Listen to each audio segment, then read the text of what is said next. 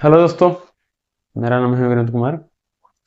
तो पिछले वीडियो में हम लोग बात कर रहे थे, हम लोगों ने बात किया था मेटा जीनोम, एरियल जीनोम और एपी जीनोम। तो इससे पर हम लोगों ने बात कर लिया था, और जीनोम क्या होता है उस पर हम लोगों ने बात किया था। हम लोग अब आगे बढ़ते हैं। आज हम लोग देखते हैं जीनोम। हम लोगों ने कल पिछले वीडियो में जीनोम क्या होता है उसको हम लोगों ने समझ लिया था। हम लोग एक और कॉन्सेप्ट है जीनोम सीक्वेंसिंग जिसे कहते हैं, जीनोम अनुक्रमण। तो क्या है उसको देखते हैं।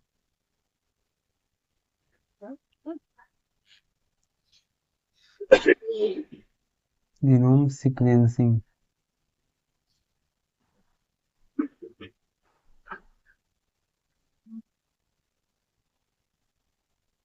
जीनोम अनुक्रमण।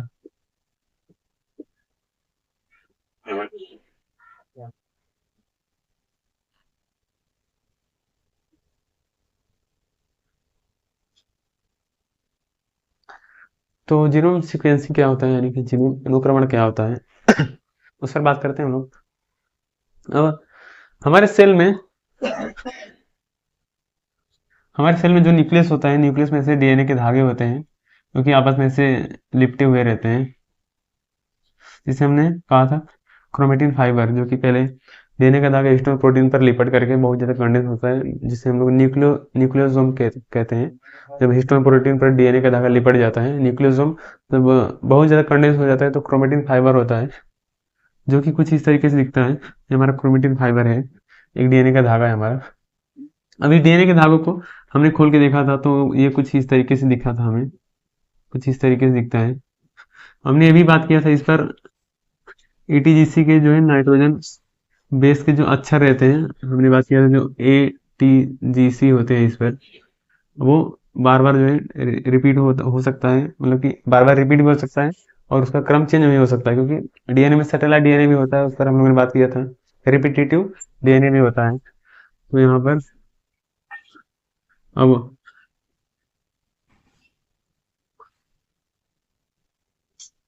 जी जी टी, और सपोज ऐसे ही जो है, मतलब कि लंबी श्रृंखला बनी हुई है, आगे कौन सा क्रम आएगा वो हमें पता नहीं है। तो ऐसे करके हमारे बॉडी में लगभग जो है 300 करोड़ के आसपास कुल अक्षर हो जाते हैं, मतलब कि एक सेल में, पूरी बॉडी में नहीं। अब पूरी बॉडी में तो बहुत ज्यादा हो जाएंगे। एक सेल की बात हो रही है यहाँ पर, एक सेल में लगभग 300 करोड़ के आसपास जो है ऐसे अक्षर हो जाते हैं एटीजीसी का। अब वो बार बार जो है क्रम उसका रिपीट भी हो सकता है और नहीं भी रिपीट हो सकता है। तो यहाँ पर इन्हीं अक्षरों के सही क्रम को जानना, इन्हीं अक्षरों के सही क्रम को पहचानना, जिसे हम लोग कहते हैं जीनोम सीक्वेंसिंग, यानी कि जो हमारा डीएनए है उसके सही क्रम को, उसका सही क्रम, उसका यानी कि सही सीक्वेंस पता करना कि सही सीक्वेंस क्या है। तो उसे हम लोग कहते हैं जीनोम सीक्वेंसिंग। जीनोम सीक्वेंसिंग यानी कि हमारे बॉडी का पूरा जितना भी डीएनए है, उसका पूरा हमारे बॉडी में सभी डीएनए का जो है सीक्वेंस पता करना, क्रम पता करना, कि वो सीक्वेंस कहाँ पर, क्रम जो है सही या फिर गलत है, उसे हम लोग जीनोम सीक्वेंसिंग कहते हैं। सही क्रम में उसे लगा देना।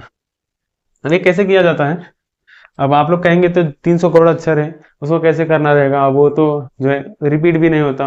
अब मान लो जो रिपीटेटिव है, जैसे एटीजीसी एटीजीसी, या फिर जीएटी है जीएटी, जो बार बार रिपीट हो रहा है, उसका तो हम क्रम पता कर सकते हैं कि वो बार बार रिपीट हो रहा है। जो रिपीटेटिव है या फिर जो सैटेलाइट डीएनए है, उसका हम क्रम पता कर सकते हैं, क्योंकि वो बार बार रिपीट हो रहा है, हमें पता रहेगा उसके बाद क्या आने वाला है।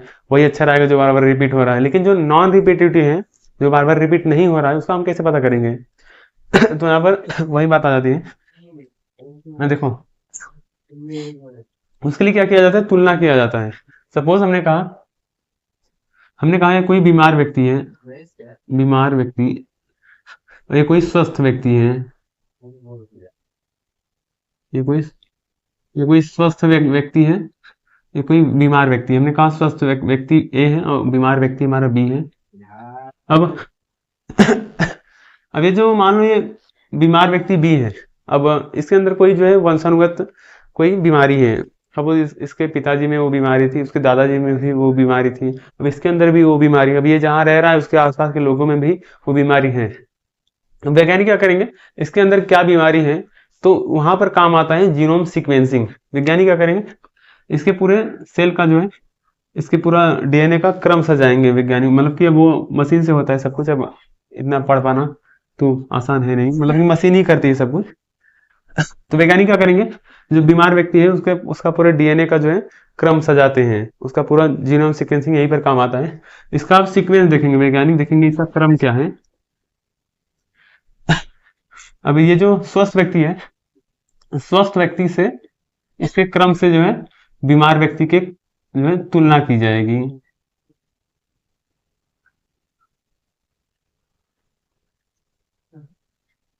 तो जो स्वस्थ व्यक्ति का जीनोम है,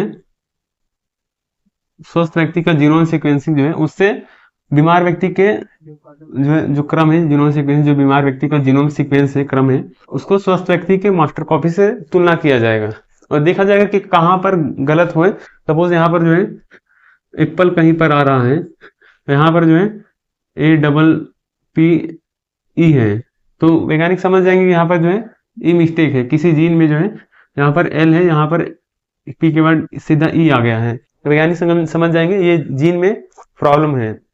तो हमने कहा कि ये कुछ इस तरीके से रहना चाहिए, ATGC। अब ये ATGC ऐसे कुछ रहता है, लेकिन उसका कुछ खास मतलब रहता है। अब हम हमें ये पता नहीं है, लेकिन वो मशीन बताती है इसका क्या मतलब है। सपोज हमने कहा इतने जीन का मतलब है एप्पल, तो जो हमारा मशीन है उसको पढ़ के बताती है एप्पल लिखा है, यहाँ पर APPE है केवल, तो वैज्ञानिक समझ जाएंगे यहाँ पर एल मिस्टेक है, तो वहां पर जो है उस जीन को कट करके फिर उसको जो है संशोधित किया जाता है और वो उसका अलग टेक्निक हो जाता है, CRISPR Cas9 होता है और अलग अलग जो है और अलग अलग जो है टेक्निक होते हैं। तो अब आप लोग कहेंगे कि स्वस्थ व्यक्ति का जो है चेक करते हैं, स्वस्थ व्यक्ति का मास्टर कॉपी हमें कहाँ से मिलेगा? वो पहले से किसी ने जो है बना करके रखा हुआ है, या फिर किसी भी स्वस्थ व्यक्ति को पकड़ते हैं, आओ तुम्हारा जीनोम दो, तुम्हारा जो है थोड़ा सा ब्लड दो, हमें जीनोम सीक्वेंसिंग करना है और किसी बीमार व्यक्ति का जो है कोई बीमार है उसका चेक करना है हमें, तो वैसे करते हैं? ऐसे नहीं करते हैं, वो पहले से ही जो है मास्टर कॉपी तैयार करके रखी गई है। हिस्ट्री में अगर आप देखेंगे तो 1990 के आसपास से शुरू हुआ था ये रिसर्च करना।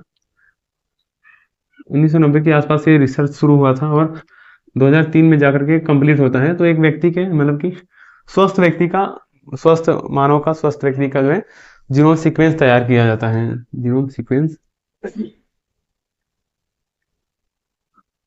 जीनोम सीक्वेंस तैयार किया जाता है। कब किया जाता है? इसमें अब देखो लगभग 13 साल लग गए, 1990 से 2003 आ गया। तो जीनोम सीक्वेंस ये अंतरराष्ट्रीय स्तर पर, यानी कि यूरोपीय लोगों का, और मतलब कि उसमें जो है किसी भी एक देश का ऐसा नहीं था, किसी एक देश के लिए है ये, सभी मतलब कि पूरा अंतरराष्ट्रीय, सभी अंतरराष्ट्रीय स्तर पर सभी लोगों के लिए जो है यही यही था जीनोम सीक्वेंस, यही मास्टर कॉपी था स्वस्थ व्यक्ति का, स्वस्थ व्यक्ति का मास्टर कॉपी, जीनोम सीक्वेंस का मास्टर कॉपी, यानी कि सही क्रम क्या होना चाहिए। अब किसी भी बीमार बीमार व्यक्ति के डीएनए में कोई जो कोड है गलत है, तो हमें कैसे पता करें? हम सही कोड स्वस्थ व्यक्ति के जीनोम सीक्वेंस से, स्वस्थ व्यक्ति के डीएनए से मैच करेंगे, तो हमें पता चलेगा, तुलना करेंगे तो हमें पता चलेगा ना कि बीमार व्यक्ति के डीएनए में यहाँ पर गड़बड़ी है। तो ये 2003 के आसपास जो है जीनोम सीक्वेंस का एक एक मास्टर कॉपी तैयार किया गया था, स्वस्थ व्यक्तियों का जो मास्टर कॉपी तैयार किया गया था। साल में एक लगभग 13 साल के आसपास लग गए एक स्वस्थ व्यक्ति का मास्टर कॉपी जो है तैयार करने में।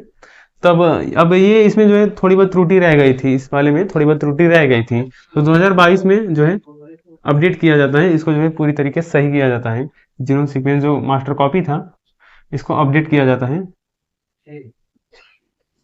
2022 में, 2022 में अपडेट किया जाता है। अब ये काम कैसे करता है उस पर बात करते हैं हम लोग, कैसे काम करता है उस पर थोड़ी सी चर्चा कर लेते हैं।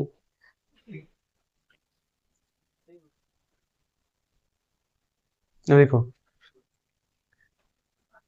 हमने क्या कहा, 2022 में जो है अपडेट किया गया मास्टर कॉपी, जो स्वस्थ व्यक्ति का जीनोम क्रम सीक्वेंस क्या होना चाहिए, स्वस्थ व्यक्ति के डीएनए का, यानी स्वस्थ व्यक्ति के जीनोम क्रम क्या होना चाहिए, जीनोम सीक्वेंसिंग, उसकी एक मास्टर कॉपी बनाई गई थी 2003 में। तो 2003 के बाद उसे अपडेट किया गया 2022 में, तो उसका जो जीनोम सीक्वेंस का स्वस्थ व्यक्ति का मास्टर कॉपी हमारे पास है, कब का है? 2022 का। अब ये जो मास्टर कॉपी है इससे मैच किया जाता है। सपोज हमने कहा कि कोई व्यक्ति है ए नाम का या फिर एक्स नाम का, कोई व्यक्ति ए नाम का है, अब उससे कोई वंशानुगत बीमारी है, सपोज उसको कैंसर है या फिर कोई भी बीमारी हो सके है। हमने कहा कि और हमारी मास्टर कॉपी है, मास्टर कॉपी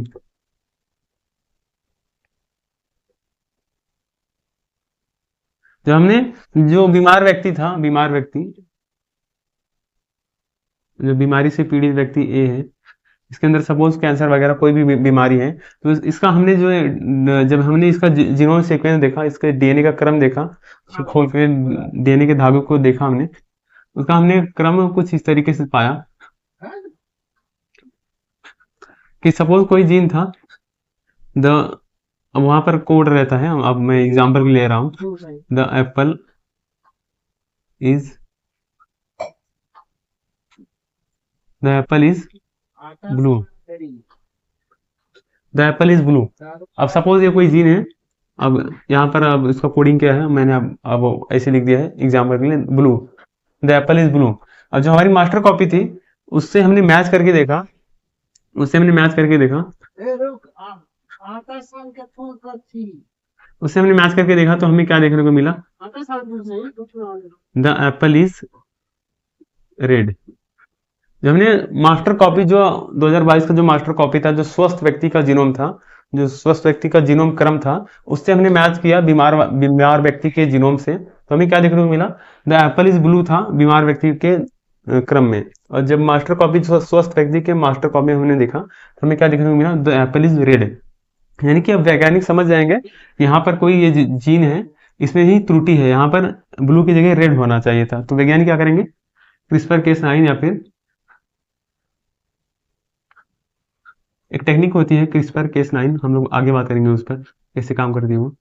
क्रिस्पर केस9 एक टेक्निक होती है, इसके माध्यम से क्या करेंगे वैज्ञानिक, अब इस जीन को इतने जीन को कट करेंगे, इतने जीन को कट करेंगे, और यहाँ पर जो है कोई नया जीन ऐड कर देंगे, नया जीन ऐड कर देंगे,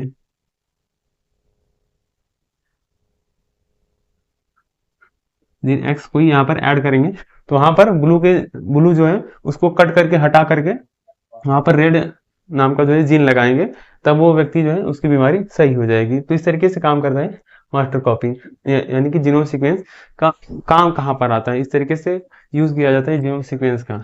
तो हमें मतलब कि सही क्रम, हमारे डीएनए का सही क्रम क्या है वही पता लगाना, वही उसका सीक्वेंस क्या है वही पता लगाना हमें हमारा जीनोम सीक्वेंसिंग कहलाता है। अब आप लोग को माइंड में हो सकता है आ जाए कि अब थोड़े बहुत अच्छा रहेंगे तो पढ़ के बता भी सकते हैं। अब इतने सारे जो है कैसे किया जाता है, तो वो मशीन से किया जाता है, मशीन से। अब हम लोग ऐसे नेचुरली मतलब कि खुद से गिनने नहीं जाते, मशीन गिनती है। मशीन क्या करती है, सपोज जो है इतनी बड़ी कोई धागा है, मशीन इसको क्या करेगी, कट करेगी, यहाँ से कट किया, यहाँ से कट किया, ऐसे बीच बीच में जो है कट कर देती है। अब आप लोग कहेंगे कट क्यों करती है, बिना कट किए भी तो तुलना कर सकते हैं, लेकिन होता क्या है, मशीन की भी कुछ कैपेसिटी होती है, मशीन एक साथ जो है पूरी इतनी लंबे धागे को नहीं पढ़ पाता है, पूरे इतनी लंबे क्रम को मशीन नहीं पढ़ पाती है, तो मशीन क्या करती है, कट करती है, उसको बीच बीच में से जो है कट करती है। कट करने के बाद हर हिस्से को जो है मैच करती है मशीन, फिर देखती है हाँ किस हिस्से में कहाँ पर जो है त्रुटि आ रही है, तो फिर वहां पर वैज्ञानिक समझ जाते हैं कि यहाँ पर जो है कमी है और यहाँ पर हमें सुधार की जरूरत है। तो सपोज हमने जो है ये जो ए व्यक्ति था, यहाँ पर इसका जो मास्टर कॉपी था, इसका जो मास्टर कॉपी स्वस्थ व्यक्ति का मास्टर कॉपी यहाँ पर है। अब दोनों को कट किया, तो अब सपोज जो है यहाँ पर त्रुटि आ रही थी इस हिस्से में, तो अब इस हिस्से को क्या करेंगे, यहाँ पर ब्लू था, द एप्पल इज ब्लू, यहाँ पर रेड था। वैज्ञानिक अब समझ जाएंगे कि हाँ यही वाला जो जीन है इसी में दिक्कत है, यही ससुरा है जो कि व्यक्ति को जो है बहुत ज्यादा परेशान कर रहा है। तो वैज्ञानिक वो कोई भी मतलब कि एक टेक्निक का क्रिस्पर केस जैसे एग्जांपल हम लोग लेते हो, क्रिस्पर केस 9 का यूज करके इस ब्लू वाली जीन को हटाएंगे और इसकी जगह पर दूसरा जीन को ऐड कर देंगे जहां पर वो रेड रहेगा। तो इस तरीके से काम करता है, इसे हम लोग कहते हैं जीनोम सीक्वेंसिंग। अब इसका यूज कहाँ किया जाता है, इसका यूज कृषि में किया जाता है, कृषि क्षेत्र में परिवर्तन के लिए किया जा सकता है, कृषि में किया जा सकता है, कृषि क्षेत्र में, या फिर स्वास्थ्य सेवाओं में किया जा सकता है, मेडिकल क्षेत्र में, स्वास्थ्य सेवाओं में, और भी जो है और भी क्षेत्रों में किया जा सकता है, काफी इसका यूज रहता है। लेकिन इसमें बात अभी करंट अफेयर भी इसमें कुछ है, जैसे कि हमें 2022 वाला मास्टर कॉपी है वो अंतरराष्ट्रीय स्तर पर है और खास करके वो यूरोपीय लोगों के लिए। अब यूरोपीय लोगों से हमारे भारतीय लोगों का थोड़ा बहुत जो है थोड़ा बहुत मतलब कि कुछ नाम मात्र का अंतर रहता है।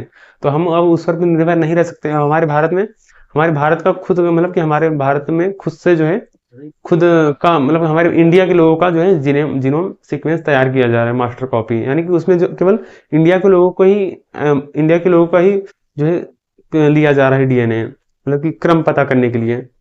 तो इंडिया के लोगों के डीएनए का एक मास्टर कॉपी तैयार किया जा रहा है। तो वो कुछ करंट अफेयर है, उसको भी हम लोग देख लेते हैं। अब इस पर कोई निर्भर नहीं रहा जा सकता ना, क्योंकि अब कुछ बीमारी मान लो जैसे इंडिया के लोगों में है, वो यूरोपीय लोगों में नहीं है, तो फिर उसके लिए क्या करेंगे, हमें अपनी अलग से मास्टर कॉपी बनानी पड़ेगी। तो भारत में जो है अलग मास्टर कॉपी बनाई जा रही है, खास करके भारतीय लोगों को ध्यान में रखते हुए। तो करंट अफेयर को हम लोग देख लेते हैं, इसको एक बार इसको मिटा देता हूँ मैं।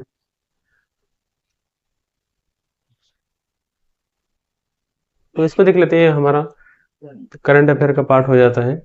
ये हाल के वर्षों में चर्चा में रहा है। डिपार्टमेंट ऑफ बायोटेक टेक्नोलॉजी के द्वारा जो है वन डे वन जीनोम पहल की शुरुआत की गई थी, जो कि पिछले हाल के वर्षों में ही जो है पूरा हुआ है। और इसका उद्देश्य क्या था, भारत में पाए जाने वाले सूक्ष्म जीवों के जीनोम का अध्ययन करना, सूक्ष्म जीवों के जीनोम का स्टडी करना। दूसरा क्या है, जीनोम इंडिया प्रोजेक्ट, ये भी पिछले हाल के वर्षों में ही लगभग पूरा कंप्लीट हुआ है, जीनोम इंडिया प्रोजेक्ट। तो पिछले वर्ष इसके तहत भी जो है 10,000 लोगों का जीनोम तैयार कर लिया गया है। 10,000 लोगों का जीनोम तैयार कर लिया गया है इसके तहत, जीनोम इंडिया प्रोजेक्ट। तो वन डे वन जीनोम और जीनोम इंडिया प्रोजेक्ट ये हमारा दो करंट अफेयर का पार्ट हो जाता है। स्क्रीनशॉट लेना तो आप लोग ले सकते हैं, फिर हम लोग आगे बात करते हैं।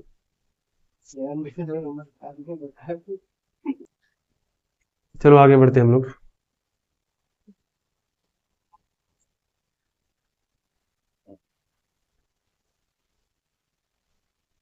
हम लोग आगे बढ़ते हैं। एक और अगला जो हमारा कॉन्सेप्ट है उसे हम लोग आरएन इंटरफेरेंस कहते हैं। बात करते हैं उसमें क्या होता है। इसको हम लोग आर एन ए आरएनए आई भी कहते हैं। आरएनए इंटरफेरेंस, इंटरफेरेंस हिंदी में अगर करना चाहेंगे तो कर लेंगे, आरएनए हस्तक्षेप, आरएनए हस्तक्षेप, आरएनए इंटरफेरेंस, आरएनए आई, आई का मतलब इंटरफेरेंस, हिंदी में कहेंगे तो आरएनए हस्तक्षेप। अब हस्तक्षेप का मतलब क्या, साफ साफ यहाँ पर है आरएनए हस्तक्षेप, यानी कि आरएनए द्वारा हस्तक्षेप किया जाएगा। आरएनए हस्तक्षेप क्या है, ये जीन को साइलेंस करने का काम करता है।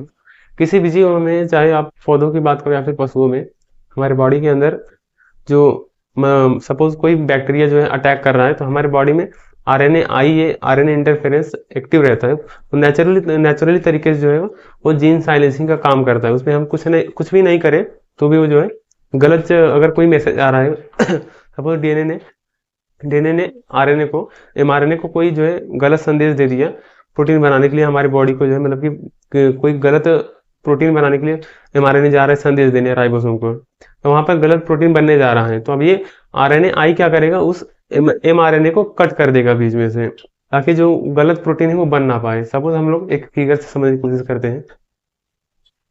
आरएनए आई क्या करता है, जीन साइलेंसिंग का काम करता है, जीन साइलेंसिंग का काम करता है, यानी कि जीन को शांत करने का काम करता है। ये नेचुरली तरीके से होता है, इसमें हम कुछ भी ना करें तो भी वो नेचुरली होता है, प्राकृतिक तरीके से, प्राकृतिक रूप में, यानी कि किसी भी पौधों या फिर पशुओं में प्राकृतिक रूप से आरएनए आई मौजूद होता है। ये काम कैसे करता है देखते हैं। सपोज ये हमारा डीएनए हो गया, ये हमारा डीएनए हो गया, ये डीएनए ने, ये सपोज राइबोसोम हो गया, सपोज ये राइबोसोम हो गया। अब सपोज यहाँ पर ये हमारा डीएनए है। अब डीएनए क्या किया, एक एमआरएनए को क्रिएट किया, मतलब कि एक प्रोटीन बनाने के लिए एमआरएनए के जरिए संदेश भेजा बॉडी के पास, यानी कि राइबोसोम को। इस एमआरएनए को बोला, इस एमआरएनए में क्या लिखा था, ये एमआरएनए क्या मैसेज लेकर के जा रहा था राइबोसोम के पास, the apple is the apple is blue, इस नाम का प्रोटीन बनाओ। ये एमआरएनए में से लेकर के जा रहा था राइबोसोम के पास। अब यहाँ पर एक और डीएनए ने एक और एमआरएनए का क्रिएट किया, एमआरएनए को क्रिएट किया। हमारे डीएनए ने एक और एमआरएनए को बनाया, और यहाँ पर ये मैसेज क्या लेकर के जा रहा है, ये मैसेंजर आरएनए ये वाला क्या मैसेज लेकर के जा रहा था राइबोसोम के पास, द एप्पल इज रेड।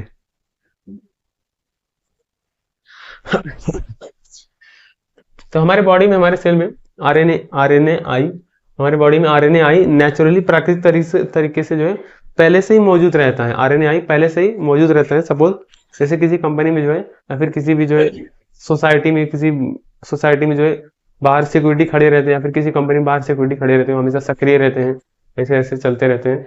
कोई भी बाहर आएगा, अंदर जाएगा तो उससे पूछते हैं, मतलब पूछताछ करते हैं। उसी तरीके से आरएनए आई भी है। आरएनए आई सपोज ऐसे समझ लो कोशिका का सिक्योरिटी गार्ड है, कोशिका का सिक्योरिटी गार्ड है।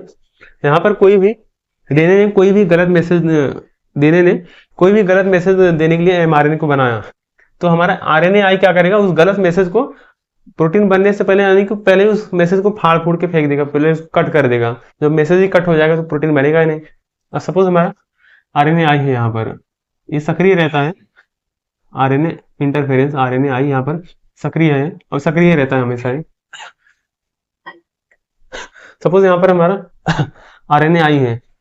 अब आरएनए आई क्या करेगा, अब वो देखेगा, आरएनए आई देखेगा कि ये मैसेज जो है the apple is red, the apple is red, ये वाला मैसेज जो है सही, ये प्रोटीन बनेगा, हमारे बॉडी को काम आएगा। ये अगर प्रोटीन बनेगा तो हमारी बॉडी में कोई बीमारी या फिर कोई अलग से कुछ रोग हो सकता है, हमें कुछ नुकसान हो सकता है। तो आरएनए आई इसको पढ़ता है, द एप्पल इज ब्लू, ये तो गलत प्रोटीन बनने जा रहा है। तो आरएनए आई क्या करेगा, इसको राइबोसोम के पास पहुंचने से पहले ही रास्ते में उसका काम तमाम कर देगा। उसको बोलेगा ऐसा थोड़ी, जरा ले धाए धाए, ऐसे करके उसको जो है उड़ा देगा। सब वो देखो यहाँ पर जा रहा था, इससे इसको गोली मार करके डिसम डिसम करके जो है उसको खत्म कर देगा। अब ये एमआरएनए आई, ये दूसरा वाला जो है द एप्पल इज रेड, अब ये कहेगा ये हाँ, ये ससुरा, ये तो अच्छा प्रोटीन बनाने जा रही है, इसको बनाने दो। तो ये वाला जो है जाएगा राइबोसोम में और ये प्रोटीन बनाएगा। लेकिन जो गलत मैसेज लेकर के जा रहा था उसे आरएनए आई कट कर देता है, यानी कि अब उस जीन को साइलेंस कर दिया। अब ये जो आरएनए था उसको साइलेंस कर दिया, शांत हो गया। अब ये गलत जो मैसेज लेकर के जा रहा था एमआरएनए आई, एमआरएनए जो लेकर के जा रहा था गलत मैसेज राइबोसोम के पास, अब वो प्रोटीन गलत प्रोटीन बनेगा ही नहीं तो हमारी बॉडी को नुकसान होगा। अब ये प्रोटीन हमारी बॉडी को काम आने वाला है, तो ये कहेगा इसको बनने दो, इसको हम कट कर देते हैं। तो नेचुरल तरीके से होता है, इसमें हम कोई हस्तक्षेप ना करें, हम इसमें कोई काम ना करें, मतलब कोई मीडिएटर का काम ना करें हम, तो अपने आप होता है, प्राकृतिक तरीके से होता है। पौधों में, जीवों में, किसी भी जीव में, पौधों में, हमारे बॉडी में, पशुओं में, वो नेचुरली होता है। अब इसी का एक छोटा भाई, अब आरएनए आई क्या होता है, ये प्राकृतिक तरीके से होता है, नेचुरली होता है, प्राकृतिक प्राकृतिक तरीके से होता है। अब एक होता है एस आई आरएनए, ये क्या होता है, इसको भी देख लेते हैं। एस आई आरएनए, सपोज हमारे बॉडी में कोई गलत message the apple is yellow, the apple is yellow जो है हमारे बॉडी में, या फिर ऐसे इसको ऐसे रहने देते हैं, द एप्पल इज ब्लू, यहाँ पर था, इसको ब्लू ही कर देते हैं। इसको तो आरएनए ने खुद से ही पढ़ के कट कर दिया। और सपोज डीएनए ने एक और मैसेज बनाया, मतलब एक और एमआरएनए को क्रिएट किया, जो कि इमेज से लेकर के जाया था राइबोसोम के पास, द एप्पल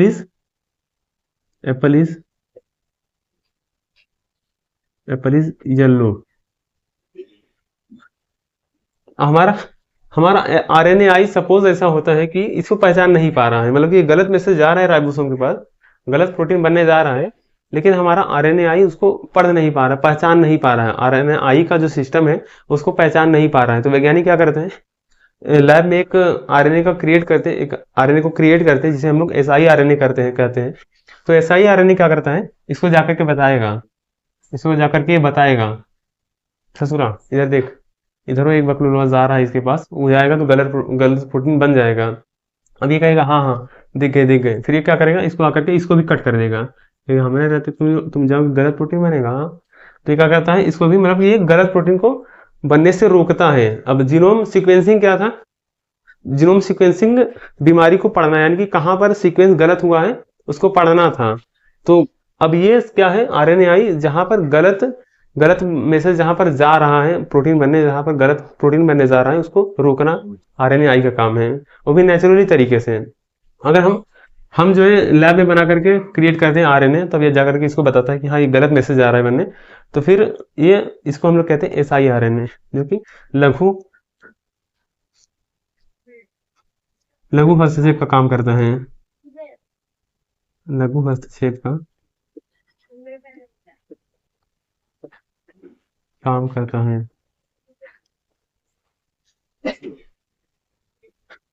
तो दोस्तों ये हमारा आरएनए आई हो जाता है, आरएनए इंटरफेरेंस ये हमारा हो जाते हैं।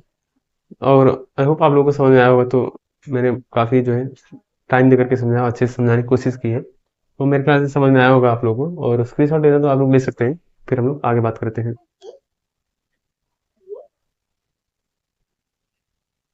चलो हम लोग आगे बढ़ते हैं।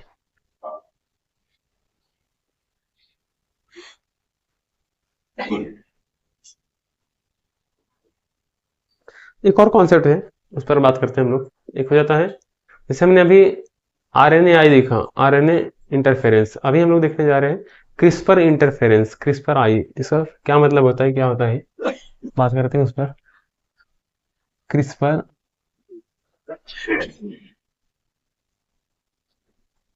क्रिस्पर आई यानी कि क्रिस्पर इंटरफेरेंस।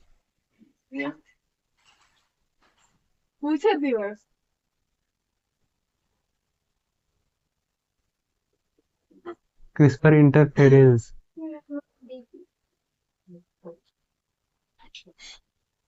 ये क्या होता है? जैसे अभी हमने देखा आरएनए आई को देखा हमने, अभी आरएनए इंटरफेरेंस को हम लोगों ने देखा। आरएनए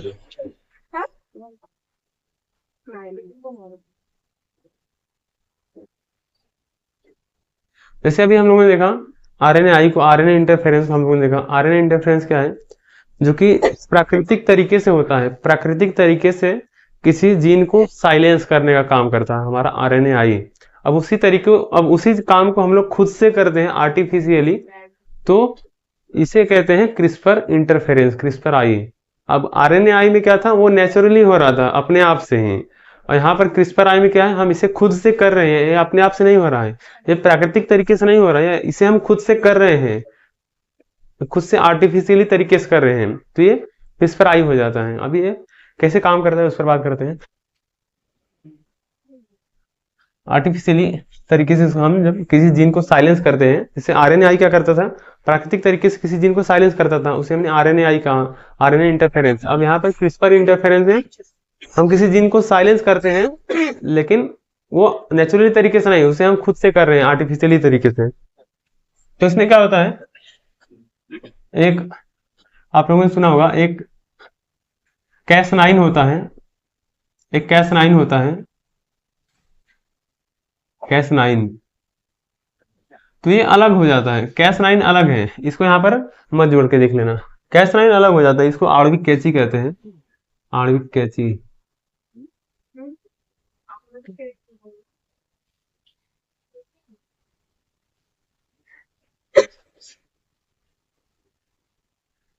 ये क्या करता है, कैस नाइन किसी जीन को कट करके रिमूव कर देता है, किसी जीन को कट करके वहां से हटा देता है। लेकिन हमारे क्रिस्पर आई अलग है, यहाँ पर कैस नाइन की बात नहीं हो रही है, यहाँ पर क्रिस्पर आई की बात हो रही है।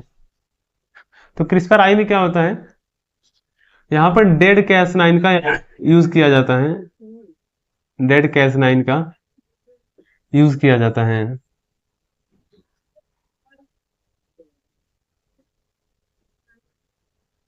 और इसके साथ डेड कैस नाइन के साथ गाइड आरएनए का भी यूज किया जाता है। अब डेड कैस नाइन यानी कि ये काम नहीं कर रहा है, यानी कि डेड है ये, तो ये काम नहीं कर रहा है, तो उसके गाइड करने के लिए एक गाइड आरएनए होता है। तो हमने कहा ये गाइड आरएनए हो गया, ये गाइड आरएनए हो गया, प्लस ये dead Cas nine, dead Cas nine. अब ये दोनों मिल करके जीन को साइलेंस करते हैं, तो ये होता है क्रिस्पर आई में ये होता है गाइड आरएनए, इसको गाइड करेगा कि लोकेशन कहाँ पर किस जीन को साइलेंस करना है, तो ये गाइड करने का काम कौन करता है, गाइड आरएनए इसको गाइड करता है। अब साइलेंस कौन करेगा, यही साइलेंस करेगा, बस ये गाइड करता है इसको किस लोकेशन पर कौन से जीन को साइलेंस करना है, यही बताता है गाइड आरएनए। इसको हम लोग देखते हैं और इसको भी देख लेते हैं। सपोज हमारा यहाँ पर जो है कोई, यहाँ पर हमने कहा कोई जीन है, कोई हमारा डीएनए है, और डीएनए में हमने कहा कि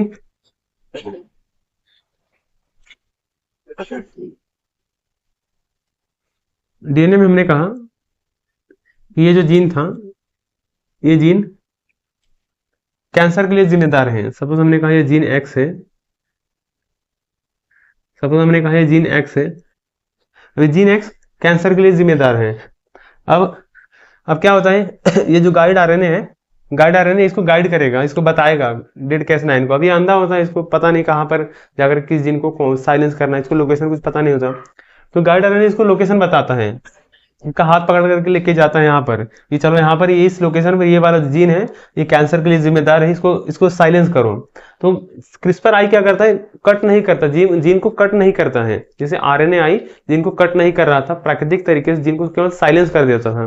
तो यहाँ पर बस वही काम हम खुद से कर रहे हैं, यहाँ पर नेचुरली तरीके से नहीं हो रहा है, हम वही काम खुद से कर रहे हैं, हम इस जीन को साइलेंस कर रहे हैं, कट नहीं कर रहे हैं। तो यहाँ पर क्या होगा, इस जीन को साइलेंस कर देगा, ये जो डेड केस9 है इस जीन को साइलेंस कर देगा। अब ये जो गाइड आरएनए है इसको बताएगा ये बबुआ देख, ये वाला जो जगह है ना, इसी को तुमको साइलेंस करना है। तो डेड केस9 क्या करेगा, इस जीन को साइलेंस कर देगा। जो जीन एक्स है यानी कि ये वाला जीन, इसको साइलेंस करने का काम कौन करेगा, डेड केस9। तो साइलेंस कर देगा, यानी कि अब ये काम नहीं करेगा। तो अब वो व्यक्ति जो है जिसको कैंसर, मतलब कि जो कैंसर से पीड़ित था, धीरे धीरे वो ठीक होने लगेगा, क्योंकि ये जीन एक्स जो था कैंसर के लिए जिम्मेदार था। अभी डेड केस9 क्या करेगा, इसको इस जीन को साइलेंस कर देगा, ये जो जीन है इस जीन को साइलेंस कर देता है। हम लोग इसको भी देख लेते हैं कि जब डेड क्रिस्पर कैस9 होता है तो वहां पर क्या होता है, क्रिस्पर कैस9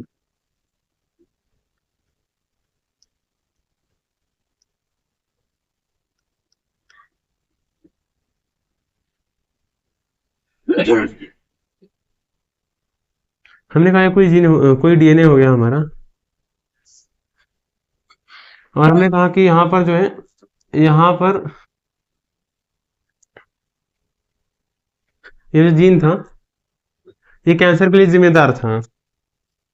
अब ये कैस9 क्या कहता है, कैस9 एक आणविक कैंची होता है, कैंची कैंची की तरह होता है, वो जाकर के उसको कट करके रिमूव कर देता है। तो फिर कैस9 क्या करेगा, ये इसको जाएगा कट कर देगा, इसको कट कर देगा, इस जीन को कट कर देगा। इसने क्या किया था, इस जीन को केवल साइलेंस किया था, ये इस जीन को कट करके हटा ही देगा, कहेगा चलो अब हम जो है तुमको हटा देंगे, हम डेड कैस9 नहीं, हम कैस9 हैं। तो इसको कट करके हटा देगा, रिमूव कर देगा उसको, इसको रिमूव कर देगा, कैस9 इसको रिमूव कर देगा। अब यहाँ पर हम देखा ये ब्लू ब्लू था, थोड़ा अच्छे से दिखेगा, हाँ।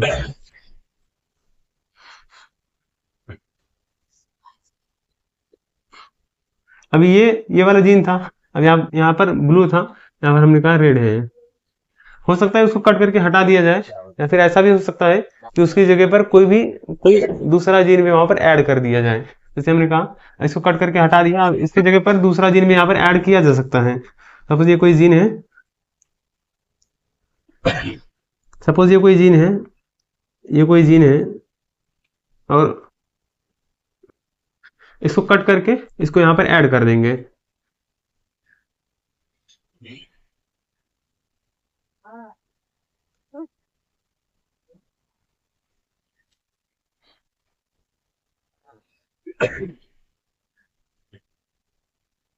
तो ये ऐड हो गया। तो क्रिस्पर कैस9 में क्या होता है, उस जीन को, जो जीन है मतलब कि जो बीमारी वाला जीन है, जो जीन खराब है, उस जीन को कट करके रिमूव कर दिया जाता है, वहां से हटा दिया जाता है उसको, और हो सकता है उसकी जगह पर दूसरा जीन भी ऐड कर दिया जाए। लेकिन क्रिस्पर क्रिस्पर आई में क्या होता है, क्रिस्पर इंटरफेरेंस में क्या होता है, उस जीन को कट करके हटाया नहीं जाता है, यहाँ पर जीन को बिना कट किए जीन को साइलेंस किया जाता है, यानी कि जीन के एक्सप्रेशन को रोक दिया जाता है। जीन की जो अभिव्यक्ति होती है, जो जीन जीन जिसके लिए जिम्मेदार था, जीन जो वो कार्य कर रहा था, अब वो कार्य नहीं करेगा, साइलेंस हो गया वो। अब वो जीन अभिव्यक्ति, मतलब कि उसकी अभिव्यक्ति जो है शांत हो गए, यानी कि अब उसका जीन एक्सप्रेशन जो था, जीन एक्सप्रेशन को रोक देता है। क्रिस्पर आई हमारा जीन एक्सप्रेशन को रोक देता है। अभी जीन साइलेंस हो गया, इसके ऊपर यानी कि मतलब कि ये वाला जो जीन था इसको साइलेंस कर दिया गया, तो ये हमारा क्रिस्पर आई हो जाता है। क्रिस्पर लेना तो आप लोग ले सकते हैं, फिर हम लोग आगे बात करते हैं। चलो आगे बढ़ते हैं हम लोग।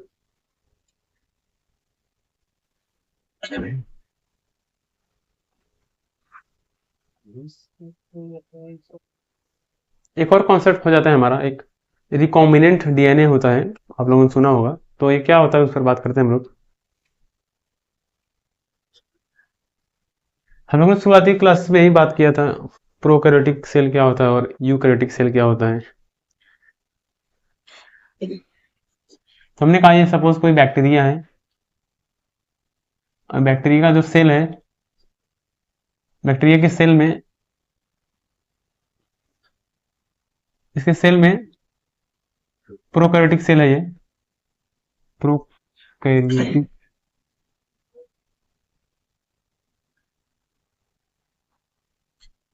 प्रोकैरियोटिक कोशिका। अब प्रोकैरियोटिक कोशिका में हमने बात किया था कि इसके चारों तरफ जो है, जो अनुवांशिक पदार्थ होता है, यानी कि जो जेनेटिक मटेरियल होता है, अनुवांशिक पदार्थ के चारों तरफ आवरण नहीं रहता है, यानी कि केंद्रक का पूरी तरीके से विकास अभी नहीं हुआ रहता है प्रोकैरियोटिक कोशिका में। और यहाँ पर हमें एक एक छोटा सा एक सर्कुलर डीएनए देखने को मिलता है, जिसे हम लोग प्लाज्मिड कहते हैं। ये प्लाज्मिड है, प्लाज्मिड ये क्या होता है, एक छोटा सा छोटा डीएनए है, सर्कुलर डीएनए होता है, छोटा डीएनए होता है सर्कुलर। अब रिकॉम्बिनेंट डीएनए क्या होता है, अब देखो ये जो प्लाज्मिड है हमारे, ये जो छोटा डीएनए है प्लाज्मिड, इसको हम लोग जो है बहुत तेजी से रिप्लिकेट करा सकते हैं, यानी कि इसकी डुप्लीकेट कॉपियां बहुत तेजी से बना सकते हैं।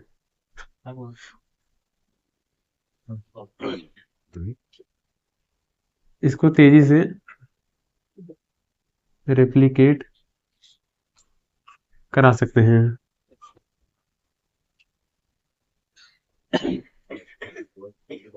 इसको तेजी से रेप्लिकेट रेप्लिकेट करा दे, मतलब इस जो डीएनए हमारा छोटा डीएनए है प्रोकैरियोटिक सेल में, जो एक प्लाज्मिड होता है छोटा डीएनए, उसकी हम लोग बहुत तेजी से डुप्लीकेट कॉपियां बना सकते हैं, रेप्लिकेट कराना कहते हैं उसे। अब देखो सपोज यहाँ पर एक एग्जांपल से बात करते हैं। हमने कहा ये कोई डीएनए है, ये कोई डीएनए है, यहाँ पर कोई जीन है एक छोटा सा, यहाँ पर कोई जीन है जिसे चेंज करना है।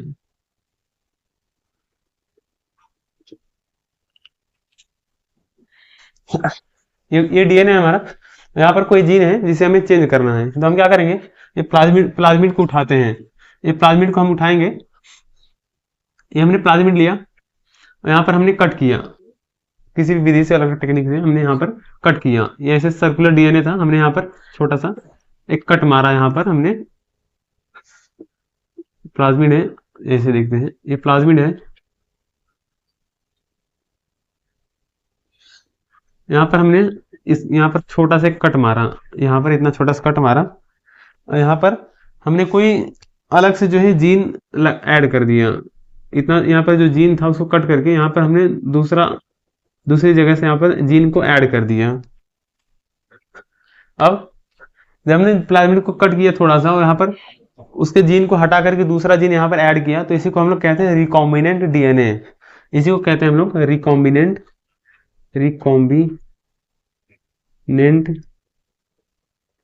डीएनए।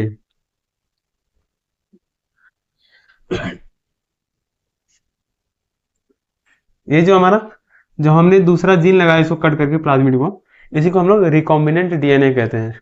अब देखो इसका यूज क्या है, मैंने बात की हमको इसको चेंज करना था, अब इसकी मदद से हम लोग इसको चेंज कर सकते हैं, चेंज कर सकते हैं। इस रिकॉम्बिनेंट डीएनए की मदद से, जो रिकॉम्बिनेंट डीएनए है इसकी हेल्प से हम लोग इस जीन को चेंज कर सकते हैं, इसकी हेल्प से सपोज ये जीन एक्स है, जीन एक्स को हमें चेंज करना है और हमने यहाँ पर प्लाज्मिड को उठाया, प्लाज्मिड के जीन को हटा दिया छोटे से हिस्से को, वहां पर हमने दूसरा जीन ऐड कर दिया जिसे हमने कहा रिकॉम्बिनेंट डीएनए। अब इसकी मदद से हम लोग इस जीन को जो है चेंज कर सकते हैं। और इसका यूज कहाँ पर किया जा सकता है, सपोज यहाँ पर जो हमने जो जीन यहाँ पर ऐड किया है, अब हमें उसकी बहुत सारी डुप्लीकेट कॉपियां चाहिए, तो हम इसको जो है इसको रेप्लिकेट कराएंगे तो उसकी जो है डुप्लीकेट कॉपियां बनती चली जाएंगी। इसका यूज हमने कहाँ पर देखा, अब इस जीन को चेंज करना है तो भी हम इसकी मदद से इस जीन को चेंज कर सकते हैं, और अब इस यहाँ पर जो जीन ऐड हुआ है उस जीन की बहुत सारी हम डुप्लीकेट कॉपियां भी बना सकते हैं, तो यहाँ पर ये इसका यूज हो जाता है। तो रिकॉम्बिनेंट डीएनए क्या होता है, आई होप आप लोग को समझ में आया होगा। मैंने देखा प्रोकैरियोटिक सेल होता है, प्रोकैरियोटिक सेल में यहाँ पर साइड में एक प्लाज्मिड होता है, ये क्या होता है, एक छोटा सा डीएनए होता है सर्कुलर। इसको बहुत तेजी से हम लोग रेप्लिकेट करा सकते हैं, यानी कि इसकी डुप्लीकेट कॉपियां बहुत तेजी से हम लोग बना सकते हैं। फिर हमने क्या देखा, हमने कहा कि कोई डीएनए है और हम इसे यहाँ पर एक जीन है इसे हम चेंज करना चाहते हैं, फिर हमने इस प्लाज्मिड को उठाया, प्लाज्मिड को उठा करके इसके छोटे से हिस्से को जीन को हमने कट किया, वहां पर कटे हुए हिस्से को हमने उस जगह पर दूसरा कोई जीन अलग से ऐड किया। अब हमने इसे कहा रिकॉम्बिनेंट डीएनए। अब इसकी मदद से हम लोग इस जीन को चेंज कर सकते हैं, या फिर इस जीन की बहुत सारी हमने डुप्लीकेट कॉपी बनानी हो तो भी हम वो बना सकते हैं। तो दोस्तों आज के लिए बस इतना ही, आगे की चर्चा हम लोग अगली वीडियो में करेंगे, तो फिर चलते हैं, मिलेंगे नेक्स्ट वीडियो के साथ।